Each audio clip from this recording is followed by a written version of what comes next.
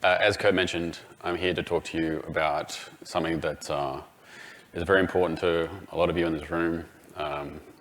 When Kurt was introducing the previous talk and asked how many of you have been on call or are on call, most of you have put up your hands, and so this is the kind of thing that affects all of you. This talk is about taking care of the humans involved in on-call. Lewis's talk was about, trying to do something for those humans, and so my talk is about the thing that drives the kind of work that he was doing. A little bit of an introduction. My name's Martin. I'm an Australian who moved to Germany 14 years ago. I have over 2 decades of experience in system administration, network administration, DevOps, SRE, and so on, so forth. As I mentioned, I think everyone in this room is aware of how important on-call is to businesses and infrastructure in our society. It's the key component that keeps things running all day, every day, 24/7, 365. It's not just the obvious things like e-commerce and social media. Like this is everything through to transport networks and hospital systems. I've actually got a note here to ask people to do a show of hands about who's been on call, but I think I can save that one. I know that most of you are or have been part of on-call. I would like to see a show of hands who recognizes interfaces like this. Some of our sponsors are certainly represented there. I'm going to test how long people have been around, who looks at something like this and gets some nightmares. A couple of hands. All right, keep going. Anyone? Yeah, we're starting to get down to the last couple of people. All right, I got one more for you. Come on, I got one. Is there any second? Third? Okay. Yeah, you can tell who's been around by anyone that knows what a real pager looks like. So, this isn't really a talk about alcohol, but I want to start you thinking about this in terms of who here amongst the room tries to not drink alcohol, or at least moderate their intake while they're on call. Yeah, no drinking. Yeah, maybe 1 drink, 2 most. All right. And we do this because we know that alcohol affects our ability to do a good job. We do this because we know that it affects our response times. We know that it affects our thought processes. It reduces our inhibitions. These things have been studied. We do these things because we know that it stops us, doing our best work. Most companies then have a policy that requests or insists that you should not drink while on call. Show of hands, whose company has this policy that says you shouldn't consume alcohol while on call? All right. So if we do that for alcohol, do we do it for other things that can stop us doing our best work? So these are some of the things that alcohol can do to you, but there are also some of the things that tiredness can do to you. So when you're fatigued, mental fatigue, physical fatigue, or you're suffering sleep deprivation, you've had no sleep or interrupted sleep, you get similar kinds of problems affecting your ability to do good work. Difficulty concentrating. You can't be as focused on the things in front of you. You're slower to react to things. Your thoughts get clouded. Your judgment goes off.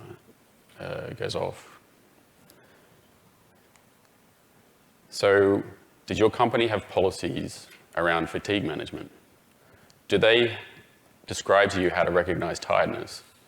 Do they describe to you what to do when you recognize that you're tired, that your work might be affected?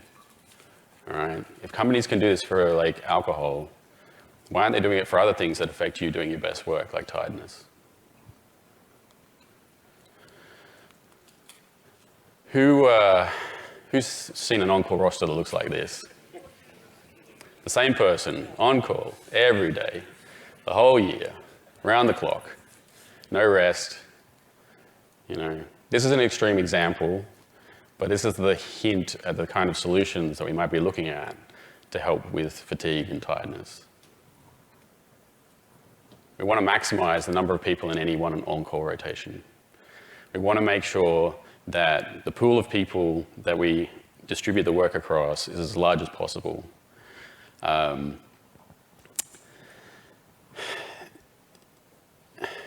When you're looking at ways to do this, particularly if you're you have new headcounts and you're going to be recruiting, you need to consider how that new person, that extra role, is going to fit in with your on-call needs. Where are they going to be located? What kind of skills are they going to bring in? Are they complementary to your existing pool of people, or are they just overlapping with what you already have? You need to make sure that your on-call needs are in that job description when you're recruiting. It needs to be something that's mentioned in the interview process, that's discussed with the candidate. Nobody likes surprises. Nobody likes to start a new job and then suddenly be told that the on-call load is every second week you're on call around the clock for 7 days. And that's not something you signed up for.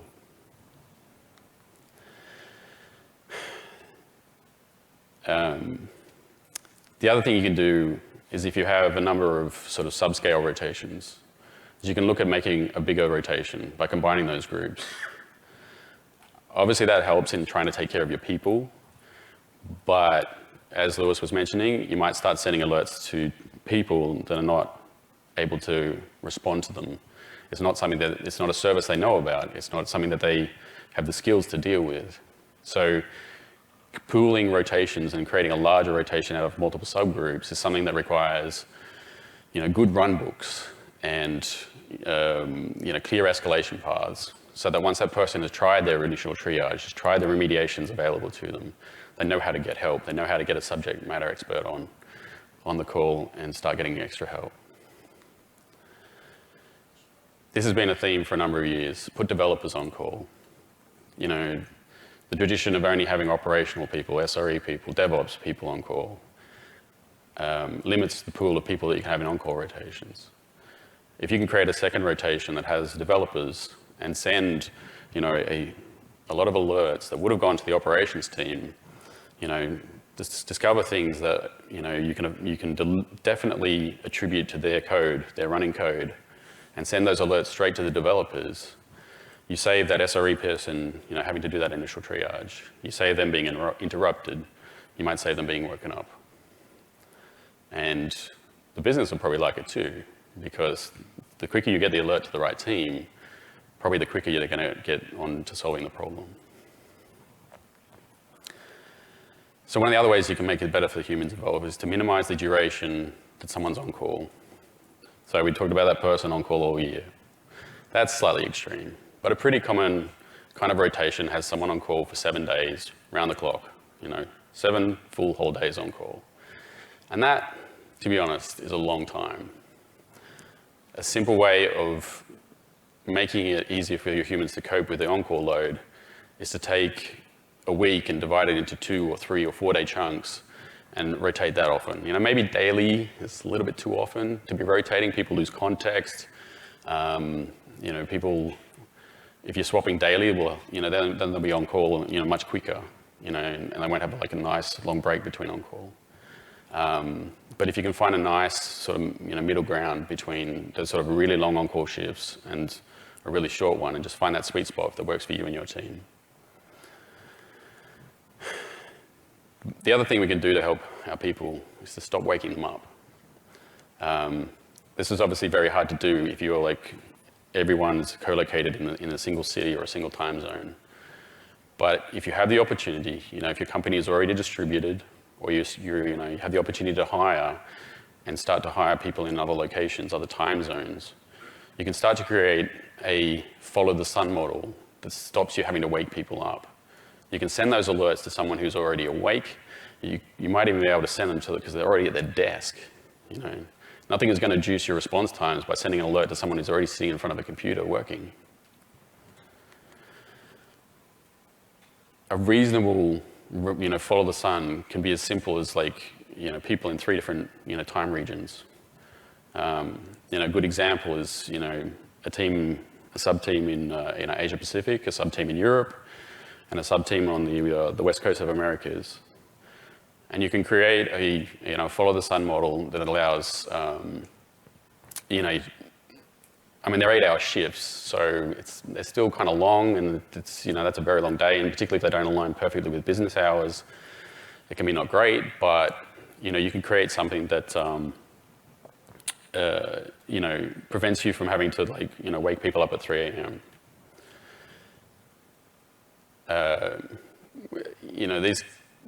If you're trying to do it with so few teams, you have interesting times when things like daylight savings changes happen, and all the alignments go off, and particularly in the southern hemisphere and the northern hemisphere and the southern hemisphere are doing different things, or even the USA changes time zone daylight saving differently to Europe, and then it's all a mess, but you'll get through it. It gets even easier if you can have more sub-teams. If you can get down to like 4 or 5 different sub-teams, then you can reduce each on-call shift even further. You make it easier to try and fit those into the standard business hours for where those people are located.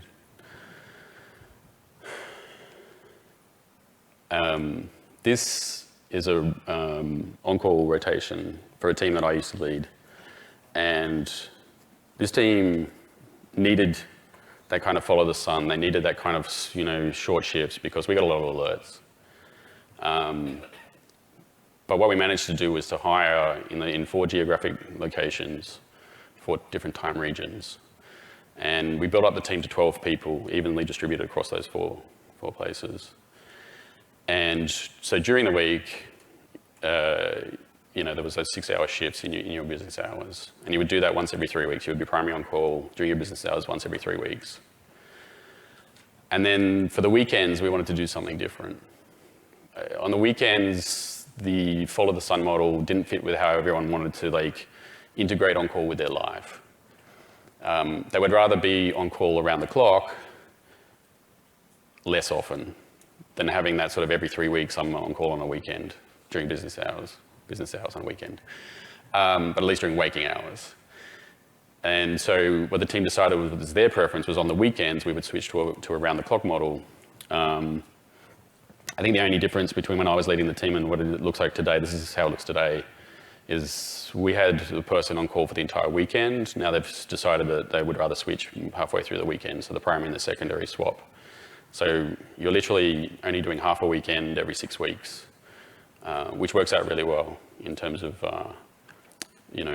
not having too many weekends that are taken up with your work. This is obviously super complex. This is not something that you need to do for every team. This team needed it because of the alert volume and the kind of work that we were having to do was quite stressful. Maybe if your team only gets a handful of alerts per week, you don't need to go this far. You need to judge what's going to suit your team. You need to judge, how you're going to solve this problem.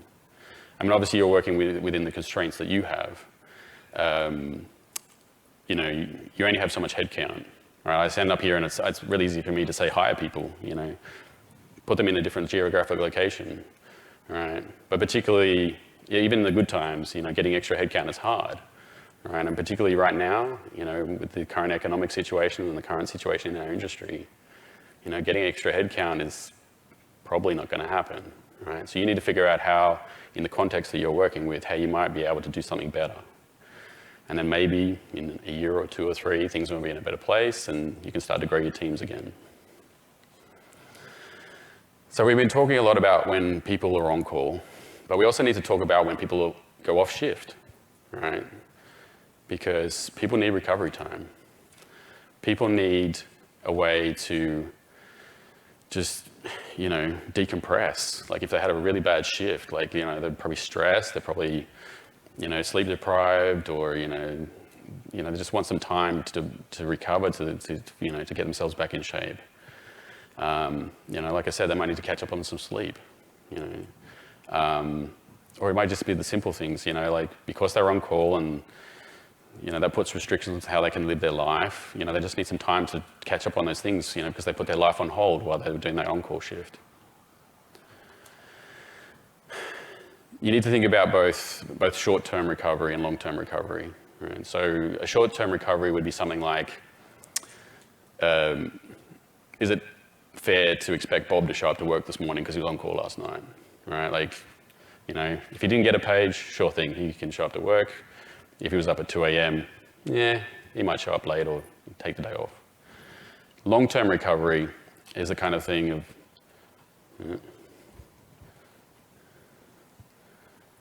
what are you doing?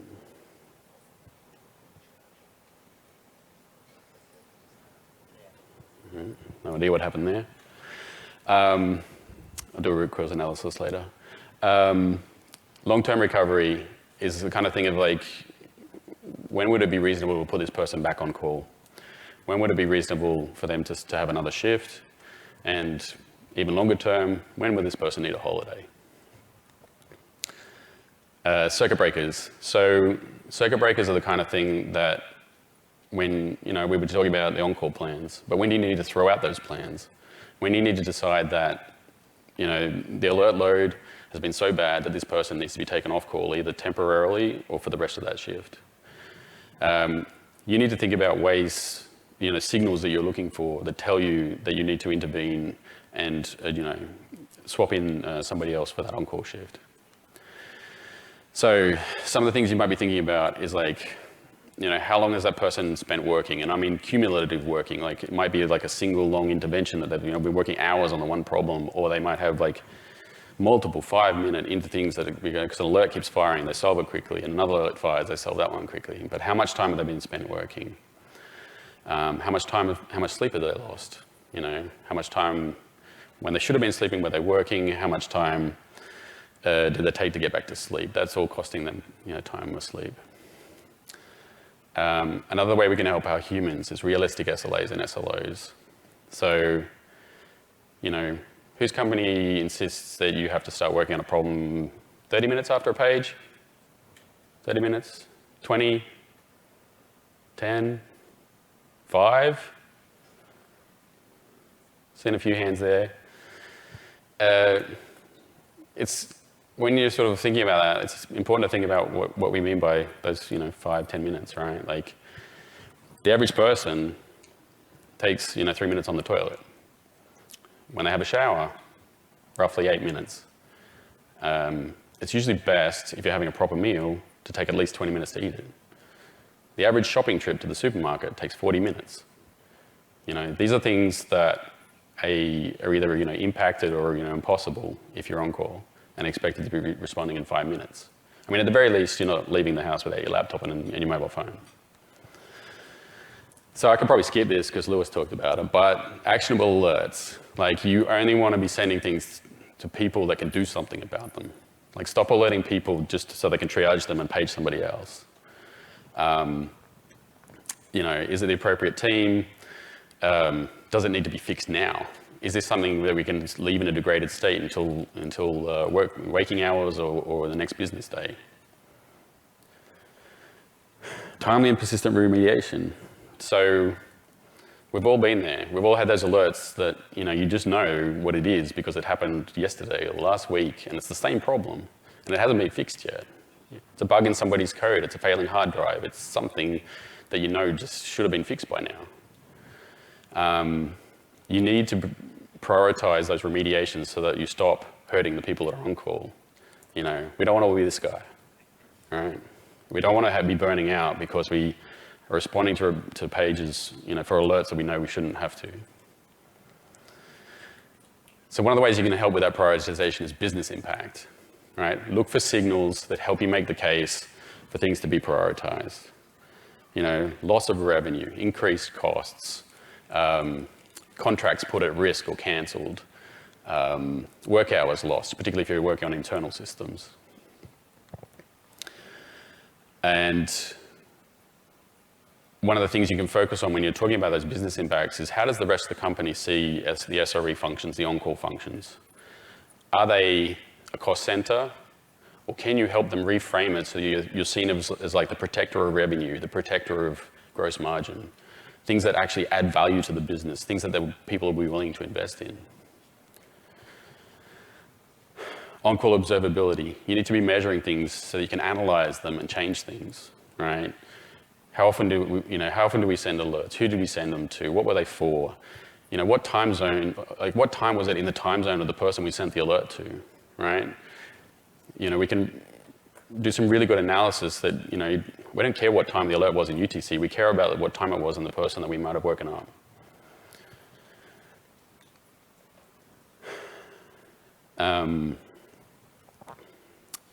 So the last thing I want to talk about today is compensation. So some companies, like at one end of the scale, explicitly compensate on-call. You get paid like a standby rate, you get paid for the time you work, and so there's a clear thing between the sacrifices you're making and being rewarded for it. This is great, you know, it really makes you know, on-call shift swaps really smooth because people are willing to take on those shifts because they're going to get extra money for it. It can create that perverse incentive where some of your team members want to do all the on-call because they want the money, they need the money. And you can have other people that think, I'm okay to stop on-call, I'm sacrificing all that extra compensation. I don't have to, you know, be a team player and I can stop being an on-call. Other companies just include your on-call compensation in your base. And, you know, that's fine as long as everyone was on, you know, the same page about that being the case. You know, I talked about it during the recruitment cycle, and you know, when that person was negotiating the salary, hopefully they were like thinking that, you know, that's, you know, kind of compensate me for on-call. If they negotiated that salary and then they get surprised about the on-call requirements later on, they might not be thinking that they're being compensated for it. So, I've talked to you about a few things that you can do to make it on-call better for the humans involved. You know, it's really important to remember that work-life balance doesn't mean just being able to shut your laptop at 5 p.m. So thanks, everyone. My slides are already up at that URL. That's my email address. That's my Slack handle. Feel free to hit me up with questions or chat to me in the hallway.